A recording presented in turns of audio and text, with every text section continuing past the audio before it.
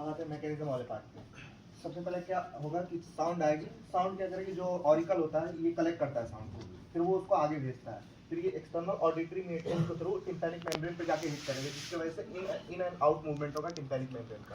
फिर वहाँ से मैलियस इंकस और स्टेप्स के थ्रू ये ओवल विंडो पे जाके हिट करेगा, और वहाँ से कॉक्लिया के थ्रू फिर उसके अंदर ऑडिटरी नर्व फाइबर्स के थ्रू ये सिग्नल ब्रेन तक जाएगा।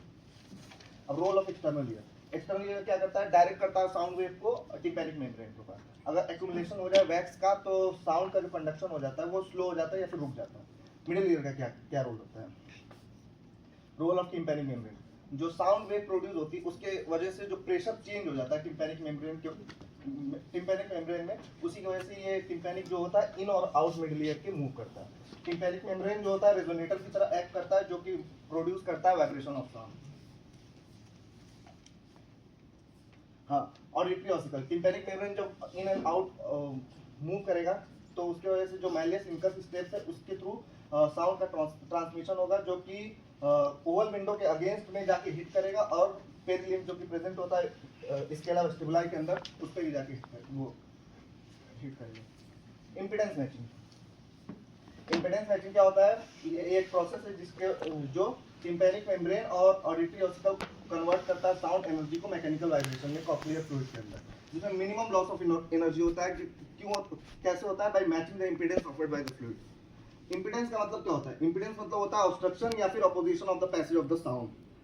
जब साउंड इनर ईयर पे पहुंचेगा, जो वहाँ पे फ्लूइड होता है जो कि पेरिलिम्फ होता है वो ऑफर करेगा इम्पीडेंस, जो वो फ्लूइड रेजिस्ट करेगा ट्रांसमिशन ऑफ साउंड को due to its own inertia. Tympanic membrane और auditory ossicle effectively reduce the sound impedance. हाँ, जो फोर्स एक्सर्ट करता है footplate of stapes on the cochlear fluid, वो 17 to 22 टाइम्स ग्रेटर होता है किसके, जो फोर्स जनरेट होता है टिम्पैनिक मेम्ब्रेन पे। क्या, क्यों, दो रीजन की वजह से। सबसे पहला जो हेड ऑफ मैलियस होता है वो लॉन्गर होता है किसके, लॉन्ग प्रोसेस ऑफ इनकस से, so that higher force generate हो सके छोटे स्ट्रक्चर में।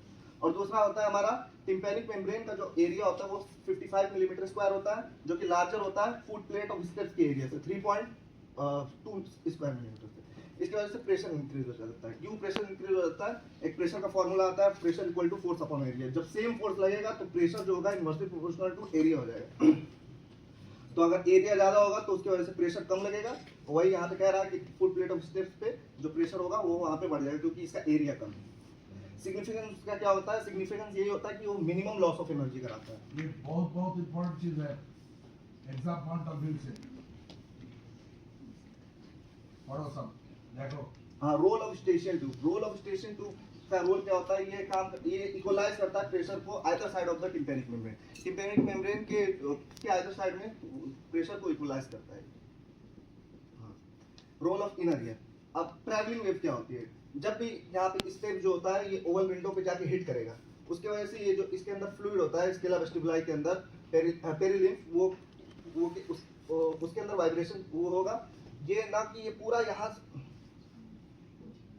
पूरा ऐसे हेलिकोट्रेमा की तरफ से ना जाके, बल्कि ये जो ओवल विंडो के पास में वेस्टिबुलर मेम्ब्रेन है इस पे हिट करेगा, जिसकी वजह से स्केला टिम्पेनाई के अंदर जो फ्लूइड होता है एंडोलिम्फ, वो उसके हिट करेगा, फिर वो जो एंडोलिम्फ है वो बेसिलर मेम्ब्रेन को हिट करेगी, जिसकी वजह से बेसिलर मेम्ब्रेन बल्ज हो जाएगी, और वही बल्जिंग जो होती है आगे जाके वो एक वेव क्रिएट करेगी, जिसको हम ट्रैवलिंग वेव कहते हैं। हाँ, रेजोनेंस पॉइंट क्या होता है, रेजोनेंस पॉइंट एक पार्ट होता है बेसिलर मेम्ब्रेन का, जो कि एक्टिवेट होता है ट्रैवलिंग वेव से। शुरू में जो ये वेव होती है बहुत वीक होती है, लेकिन जैसे जैसे ये वेव आगे जाती जाएगी तो इसको कहते हैं, ये वाले हिस्से को बेस, और इसको कहते हैं एपेक्स, एपेक्स को हेलिकोट्रेमा भी कहते हैं। तो जैसे जैसे ये बेस से एपेक्स की तरफ जाएगी, ये जो वेव है स्ट्रॉन्गर एंड स्ट्रॉन्गर होती जाएगी। एक ऐसा पॉइंट आएगा जब ये वेव अपनी मैक्सिमम स्ट्रॉन्ग हो जाएगी, उस पॉइंट को कहेंगे हम रेजोनेंस पॉइंट। जो हाई पिच की वेव होती है वो बहुत जल्दी टर्मिनेट हो जाती है, बेस से ज्यादा दूर नहीं जा पाती, लेकिन मीडियम और लो फ्रीक्वेंसी की जो वेव होती है वो बहुत दूर तक जाती है। Excitation event during the process of the hearing. Transduction क्या होता है, ट्रांसडक्शन होता है कि एक फॉर्म ऑफ एनर्जी को दूसरे फॉर्म ऑफ एनर्जी में कन्वर्ट करना। तो साउंड ट्रांसडक्शन क्या होता है, एक सेंसरी ट्रांसडक्शन होता है of hair cells of in organ of Corti, जिसमें साउंड एनर्जी जो होता है कन्वर्ट होता है action potential in the auditory nerve fibre. इसमें 3 तरह से हो सकता है। सबसे पहला कि रिसेप्टर पोटेंशियल और cochlear microphonic potential, endocochlear potential और इंडो लिम्फेटिक पोटेंशियल और action potential in auditory nerve fibre. हाँ, रिसेप्टर पोटेंशियल और कॉक्लियर माइक्रोफोनिक पोटेंशियल, ये एक माइल्ड डिपोलराइजेशन, ये पोटेंशियल जो होता है माइल्ड डिपोलराइजेशन होता है। क्यों माइल्ड डिपोलराइजेशन होता है उसको हम आगे बताएंगे। हाँ, जो रेस्टिंग मेम्ब्रेन पोटेंशियल होता है हेयर सेल्स के अंदर वो होता है -60 मिलीवोल्ट। जब भी साउंड वेव आएगी इस पे हिट करेगी, इसके वजह से जो ये हेयर सेल्स होंगे वो बेंड होंगे। जैसे ही ये बेंड होंगे तो इस पे कुछ मैकेनिकल गेटेड पोटेशियम चैनल होता है वो खुल जाता है, जिसके थ्रू ये पोटेशियम जो होता है मेम्ब्रेन के अंदर जाएगा और मेम्ब्रेन जो होगी डिपोलराइज होगी। जब मेम्ब्रेन डिपोलराइज होगी तो उसका जो मेम्ब्रेन का पोटेंशियल हो जाएगा वो -50 हो जाएगा।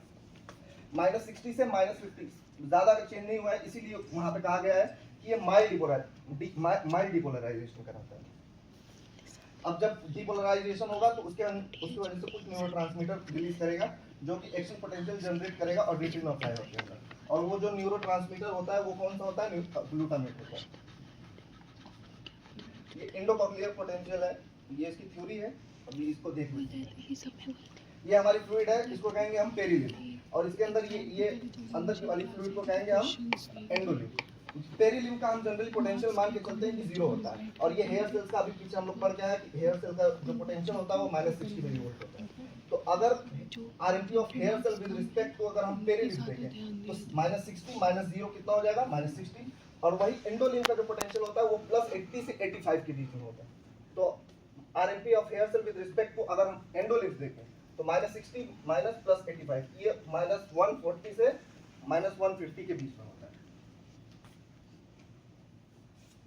ये उसी की थ्योरी दी हुई है। ये हाई पोटेंशियल डिफरेंस क्या करता है? सेंसिटाइज कर देता है हेयर सेल्स को। हेयर सेल्स जो उसके अंदर प्रेजेंट होते हैं उनको सेंसिटाइज कर देता है, जिसकी वजह से एक्साइटेबिलिटी ऑफ हेयर सेल्स क्या हो जाती है? इंक्रीज हो जाती है।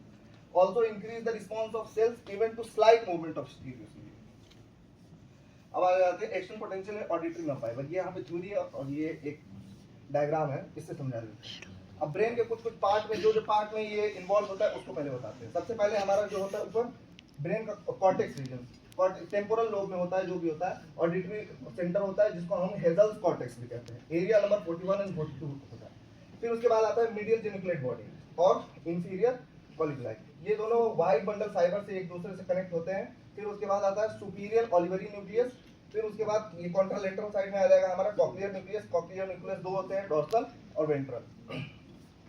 ये पोंटोमेडुलरी जंक्शन पे, स्पेसिफिकली पोंटोमेडुलरी जंक्शन पे होता है, लेकिन बुक्स में लिखा हुआ है कि ये मेडुला में प्रेजेंट होता है। और ऑर्गन ऑफ कॉटाई यहाँ से ऊपर होता है। ऑर्गन ऑफ कॉटाई दो तरह का होता है, एक इनर हेयर सेल्स और एक outer hair cells. Inner hair cell 3 rows में पाए जाएंगे और आउटर हेयर सेल सिर्फ 1 रो में पाया जाता है। ये 95% जो फर्स्ट ऑर्डर न्यूरॉन होता है वो इनर हेयर सेल्स होता है। तो ऑर्गन ऑफ कॉटाई से जो सबसे पहला न्यूरॉन जाता है, फर्स्ट ऑर्डर न्यूरॉन, उसको हम कहते हैं स्पायरोगैंग्लियन। ये बाइपोलर न्यूरॉन होता है। ये जाता है हमारा कॉक्लियर न्यूक्लियस के पास, जो कि पोंटोमेडुलरी जंक्शन के पास होता है। फिर यहाँ से जो सेकंड ऑर्डर न्यूरॉन होता है जिसको हम कहते हैं ट्रेपीजॉइड बॉडी। ये ट्रेपीजियस शेप का होता है, इसलिए इसको हम कहते हैं ट्रेपीजॉइड बॉडी। ये डेक्यूसेट करके कॉन्ट्रालेटरल साइड में जाएगा और ये कहाँ पे जाएगा? सुपीरियर ऑलिवरी न्यूक्लियस, जो कि पॉन्स में प्रेजेंट होता है, वहां पे जाता है। यहाँ से फिर थर्ड ऑर्डर न्यूरॉन होता है जिसको हम कहते हैं लेटरल लेमिस्कर। ये जाएगा हमारा इंफीरियर कॉलिकुलाई के अंदर। मैक्सिमम जो कुछ फाइबर जो यहाँ से होते हैं वो इंफीरियर कॉलिकुलाई के अंदर ही रुक जाएंगे, लेकिन मैक्सिमम फाइबर जो होंगे मीडियल जेनिकुलेट बॉडी की तरफ चले जाएंगे। फिर वहां से हमारा फोर्थ ऑर्डर न्यूरॉन जो होगा ऑडिटरी या इंफीरियर थैलेमिक रेडिएशन के फॉर्म में हमारे ब्रेन के कॉर्टेक्स में पहुंच जाएगा। ये जो उसने जो बोला लेटरल लिमिट डिस्कस, ये लेटरल लिमिट क्या होगा मालूम है? जो लेटरल स्पाइनल थैलेमस में जा रहा है, इसको कंबाइन करके डिस्कस होता है। ठीक है, चलो यही उसकी थ्योरी है। Fibre of auditory fibre cochlear division of vestibulocochlear nerve एक क्रेनियल नर्व से जाता है, इसलिए ऑडिटरी, इसी को हम कहते हैं auditory nerve. Major auditory pathway जो होता है कहाँ पे होता है? मेडुला ऑब्लोंगेटा, मिड ब्रेन और थैलेमिक रीजन। और हायर सेंटर जो होता है इसका कहाँ पे प्रेजेंट होता है? Temporal bone of cerebral cortex, जहाँ पे फाइबर जो होते हैं फाइनली टर्मिनेट करते हैं। और hair cells in organ of Corti जो होते हैं वो दो टाइप के होते हैं, एक आउटर हेयर सेल, एक इनर हेयर सेल। पीछे बता चुका हूँ। ऑल हेयर सेल जो innervated by afferent and efferent. Afferent nerve fibre from the hair cells form the auditory. यही जो एफरेंट वाले होते हैं वो क्या बनाते हैं, ऑडिटरी नर्व। अब आता है first order neuron. First order neuron जो होता है bipolar neuron of spinal ganglion होता है, जो कि कहां पे सिचुएटेड होता है, मीडियोलस। मीडियोलस क्या होता है, जिसके अराउंड ये जो कॉक्लिया होती है वो रैप होता है, उसी एक्सिस को हम मीडियोलस कहते हैं। Situated in mediolus of cochlea, leave the ear as cochlear nerve and enter the medulla oblongata. Medulla oblongata. In medulla oblongata, the fiber divide into two groups. सबसे कौन सा? Which end on ventral cochlear nucleus and dorsal cochlear nucleus of the same side. Efferent nerve fiber. Second order neuron. Second neuron of dorsal and ventral cochlear nuclei in the medulla oblongata form the second order neuron of the auditory pathway. अब ये different group में जा सकते हैं। सबसे पहला first groups of fibre cross the mid line and run to the opposite side. जैसे उस डायग्राम में था कि डेक्यूसेट करके कॉन्ट्रालेटरल साइड में चला गया था, run to the opposite side to form the trapezoid body. Fibre from the trapezoid body go to the कहां पे गया था, सुपीरियर ऑलिवरी न्यूक्लियस के पास। दूसरा second group of fibre terminate at the superior olivary nucleus of the same side via trapezoid body. कुछ fibre ऐसे हो सकते हैं जो वहां पे टर्मिनेट कर जाए। देखो इसमें तीन चीज होता है, ट्रेपेजॉइड बॉडी में भी इक्विलेटरल साइड कॉन्ट्रालेटरल साइड में चेंज ओवर होता है, तूने ऊपर में जो बोला उसमें भी चेंज ओवर होता है, और मीडियल जेनिकुलेट बॉडी में भी इक्विलेटरल कॉन्ट्रालेटरल चेंज ओवर होता है। इसलिए बोलता है किसी भी कान का अगर कॉक्लियर नर्व अगर डैमेज नहीं हुआ, जिसको हम लोग सेंसर न्यूरल डेफनेस बोलता हूँ, तो नॉर्मली कोई फाइबर के नाते दोनों कान का अगर डैमेज नहीं हुआ तो कान में परसेप्शन में दिक्कतें नहीं आता है। इतना एनास्टोमोसिस है, इतना कॉन्ट्रालेटरल चेंजेस है, किसी भी सेक्शन में अगर while going to the auditory cortex, अगर किसी भी सेक्शन में अगर किसी भी एक्सीडेंट के नाते अगर लीचन होता है तो भी हियरिंग इंपेयरमेंट नहीं होता है, अनलेस एंड अनटिल उसका कॉक्लियर डिवीजन जो निकाल रहा है, एक तो वेस्टिबुलर डिवीजन होता है, एक कॉक्लियर डिवीजन होता है। जब जिस कान से निकल रहा है उस कान का उस डिवीजन में उस जगह में अगर कोई एक्सीडेंट या ट्रॉमेटिक या लीचन नहीं हुआ तो नॉर्मली नहीं होता। ये खासियत होता है ऑडिटरी पाथवेज का। ठीक है, चलो third order neurons are in the superior olivary nuclei and the nucleus of the lateral limb distal. Fiber of the third order neuron end in the medial geniculate body. Third order neuron का कहाँ fibre जाता है, medial geniculate body पे। Fiber from the medial geniculate body go to the temporal cortex. Cortical auditory center are in the temporal lobe of cerebral cortex. Temporal lobe में पाया जाएगा। फिर आते हैं function of cortical auditory centre. सबसे पहला function कौन सा फंक्शन होता है, सबसे पहला कि ऑडिटरी इंपल्स को ये का परसेप्शन करता है, और दूसरा पिच का एनालिसिस करता है, इंटेंसिटी ऑफ साउंड को पता करता है, और determination of the source of the sound, sound के सोर्स का भी को भी डिटरमाइन करेगा। अब हम इसका क्लिनिकल पार्ट देखेंगे। तो क्लिनिकल में क्या